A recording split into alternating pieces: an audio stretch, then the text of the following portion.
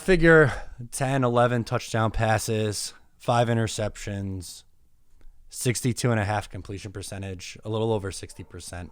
I think would be fine. And a YPA over 7. Maybe like 7.2, something like that. So if you combine the yards, the touchdowns, interceptions, let's take the 1645, 11 touchdowns, 5 picks. If you combine that with the first 6 games that he played before the injury, that'd be 2,813 yards, which is on average 216. He's at, I believe, 197 on average right now. 15 touchdowns, 14 interceptions. With the start that he dug himself, if he was able to get in a positive touchdown to interception ratio, I think you take that.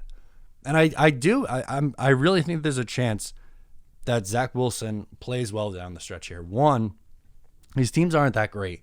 Houston, yes, they had a surprising win against the Titans. So did the Jets. But there's like these defenses aren't, there's not a lot to write home about on some of these defenses.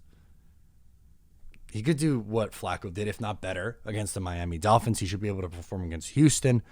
The Saints is a tough defense. That's not easy. Todd Bowles, got to give him credit as a defensive coordinator. I know the Buccaneers defense isn't what it was last year, but that's still a pretty good defense. And Buffalo, they have a good defense, but there's some games where you'd imagine that they should be able to put up some yards and points.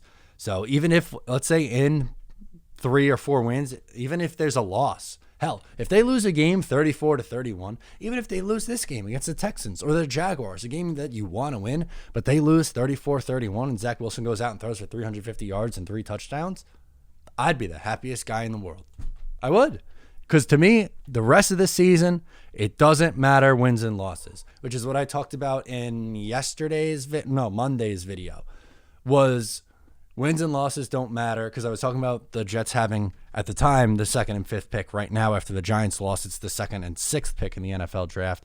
That doesn't really matter to me as much as developing the younger guys on the roster. So if there's games where the young guys are playing well, it's a fun and entertaining game, and they lose. For instance, Green Bay in 2018, a game like that was fun. I would sign up for that over a, 2019 Week 17 game where the Jets barely squeak out a win over the Bills' backups. That loss against Green Bay was more enjoyable than that win against the Buffalo Bills. Just flat out was.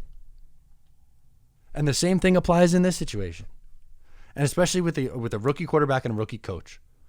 I'm not rooting for this team to lose games. But if they do, it's not the end of the world if they're playing good football, or at least exciting football, or you see signs of progress. That's what I'm hoping for. I think that's what we see from Zach Wilson. Honestly, I'm confident that Zach Wilson's going to come back and play relatively well. And maybe there's a game where there's a clunker and he throws a couple of picks one more time this year or something like that.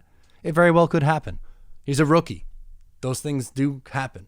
And look around the league. Like, outside of Mac Jones, who, let's face it, was put in a really great situation with the best coach in NFL history and a team that spent money and had a better infrastructure there. Trevor Lawrence isn't lighting the world on fire. Justin Fields isn't lighting the world on fire. Trey Lance isn't lighting the world on fire. And I'm not out on any of those 3. Or Zach Wilson. Those 4 quarterbacks, I'm not out on any of those guys. I'm not. It's far too early to give a definitive answer on any of these guys, right? But that's the point. It goes back to Zach. People are already declaring it a mistake. The whole, he was fundamentally broken, so they brought in John Beck, and people spinning that as a negative. First of all, yeah, no shit. Did you watch the game against Atlanta? He was missing checkdowns. Of course he was fundamentally broken. Anyway, I, sitting on my couch, could have told you he was fundamentally broken. It was in his head. It was the mental stuff. So they brought in someone he was familiar with. And that's being spun as a bad thing? What? I don't get it. Anyway, yes, I'm excited about the final 7 games of the year. I'm excited that Zach Wilson's back.